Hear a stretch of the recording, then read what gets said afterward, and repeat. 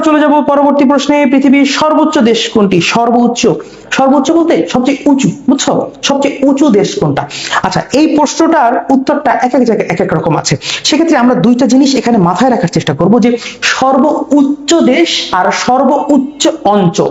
ঠিক আছে, সর্বোচ্চ অঞ্চল আর একটা হচ্ছে সর্বোচ্চ দেশ।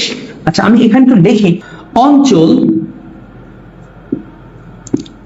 সর্বোচ্চ, সর্বোচ্চ অঞ্চল আর একটা হচ্ছে সর্বোচ্চ দেশ। আচ্ছা, সর্বোচ্চ অঞ্চলের নাম হচ্ছে কি জানো? সর্বোচ্চ অঞ্চলের নাম হচ্ছে তিব্বত। সর্বোচ্চ অঞ্চলের নাম কি?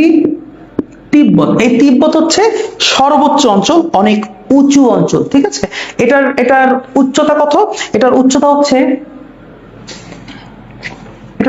হচ্ছে তোমার 4500 মিটার। 4500 metre, 4500 metre. এবং পৃথিবীর সর্বোচ্চ দেশের নাম হচ্ছে ভুটান। পৃথিবীর সর্বোচ্চ দেশের নাম কি? ভুটান, তাই না? আচ্ছা, কয়েকদিন আগে ভুটানের কি বলে রাষ্ট্রপ্রধান আমাদের দেশে আসছিল, তোমরা কি সেটা জানো? আচ্ছা, এইগুলো কিন্তু এই যে তোমার বিভিন্ন নিউজ পেপার পড়তে হবে, কারেন্ট অ্যাফেয়ার্স পড়তে হবে, পড়লে কিন্তু এগুলো একটু বেশি বেশি জানতে পারবা। ঠিক আছে বন্ধু? আচ্ছা, পৃথিবীর সর্বোচ্চ দেশের নাম কি? ভুটান। ভুটানের উচ্চতা কত? 3280,